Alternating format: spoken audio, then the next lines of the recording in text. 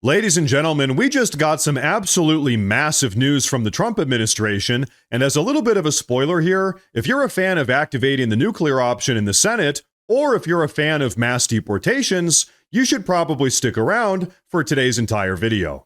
Now, as you might have noticed, President Trump and the Senate Republicans just successfully navigated this country out of the single longest government shutdown in all of United States history. But before we celebrate too much, there's something that we need to quickly acknowledge here. You see, the budgetary continuing resolution that they just passed putting an end to the shutdown only keeps the government open until January 30th, 2026, right around 2.5 months from now. At which point, unless some sort of deal is struck with the Senate Democrats again, then we'll very likely find ourselves in yet another government shutdown. Which is why Treasury Secretary Scott Bessent just had this to say late last night. Take a look.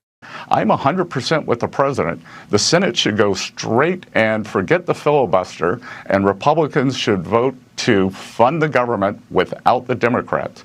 I'm very happy to see 8 brave Democrats came across, but this economic damage is unacceptable. They call it self-harm.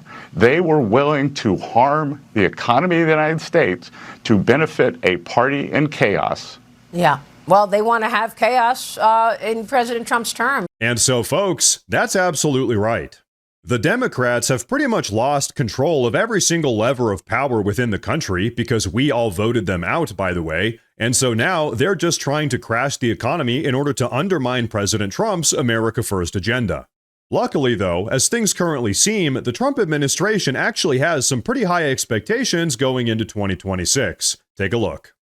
I think we are going to see a substantial acceleration in the economy in the second quarter, and I think we are also we're already seeing on many prices. As I said, we're bending that curve down, and the increase in real incomes. I think Americans are going to feel it in the first quarter, second quarter. I think 2026. Okay. Thanks to President Trump's signature plans, is going to be a great year for working Americans, for the markets. I call it parallel prosperity. Main Street and Wall Street can both do great, but I think Main Street's going to have a great year in 2026. And so really, that's what it's all about. Sure, that's great if the stock market is setting a bunch of record highs, which it has been, but the fact of the matter is that most people don't really own stocks, and even if they do, we still need to keep prices low and make sure that basic necessities are affordable for everyday Americans. But now, folks, on that note, I want to go ahead and introduce all of you to one of President Trump's key economic plans to keep things affordable: mass deportations. Take a look.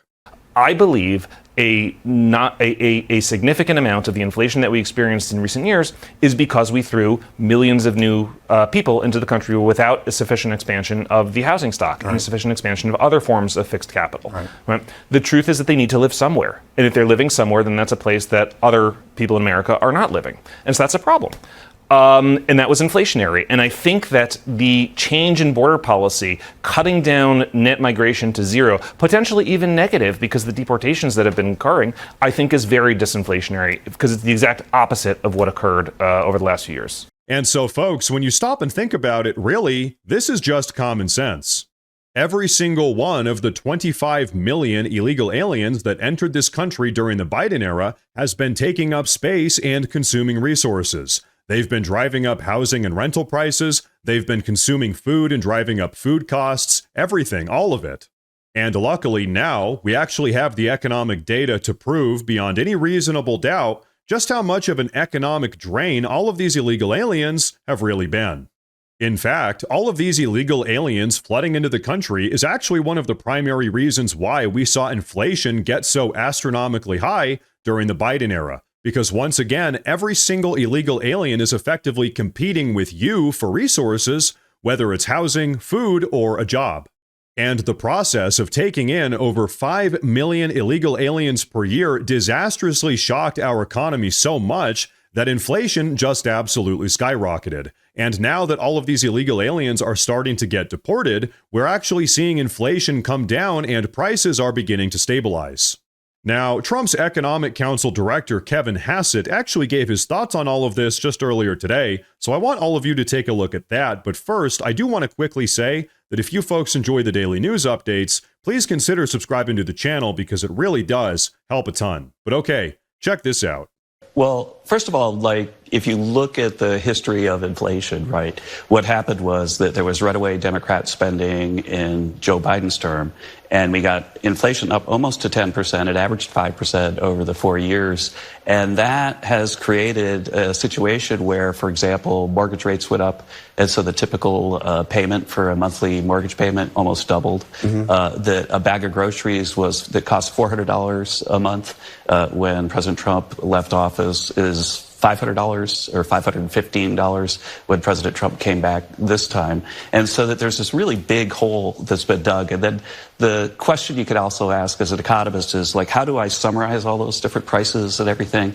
And one of the ways you could do it is just look at purchasing power, the real wage. But purchasing power, I'll just finish this and then I'll get back to it. The purchasing power dropped by about $3,000 under Joe Biden because the wages didn't keep up with prices. Under President Trump, it's already gone up by about $1,200. We understand that people still feel the pain of the high prices, but we're closing the gap and filling the gap fast. I don't want to get into. And so, ladies and gentlemen, here's the reality of this entire situation. Joe Biden and the Democrats really did cause an absolutely disgusting amount of damage to the American economy. But just 10 months into President Trump's second term, that's where we are right now. A lot of that damage is finally starting to be undone. In fact, Vice President J.D. Vance actually just spoke on all of this just the other day. Take a look. I know that there are a lot of people out there, Sean, who are saying things are expensive. And we have to remember they're expensive because we inherited this terrible inflation crisis from the Biden administration. But you've already seen signs that things are getting better. The price of eggs has gone way down. The price of energy has gone way down. The price of gasoline has gone way down.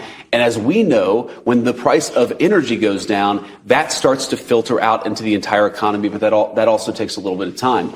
There's another component of this, Sean, which to me is maybe the most important because I care so much about our young people being able to afford a good life. A lot of young people are saying housing is way too expensive. Why is that? Because we flooded the country with 30 million illegal immigrants who were taking houses that ought by right go to American citizens. And at the same time, we weren't building enough new houses to begin with, even for the population that we had. So what we're doing is trying to make it easier to build houses, trying to make it easier to build factories and things like that so that people have good jobs. We're also getting all of those illegal aliens out of our country, and you're already seeing it start to pay some dividends. But now, folks, here's an excellent question. Since Trump stepped back into the White House, just how many illegal aliens have we really been able to get rid of so far? Well, take a look at this. When you talk about people that have left this country using the CBP Home app, those who voluntarily left, those that we have actively detained and deported, that number is over 2 million people since the Trump administration has come into the White House. That is an incredible, record-shattering number of individuals who were here illegally that are now gone. And when you think about the ripple effects of that, the amount of resources that frees up to focus on the American citizens, it's remarkable the good work that President Trump has been able to do. I would say that by the end of this year, those individuals who have been detained or arrested and deported will be over 600 to 650,000, and then we include many more that are still voluntarily going home on their own as well. And so, folks, did you really catch all of that?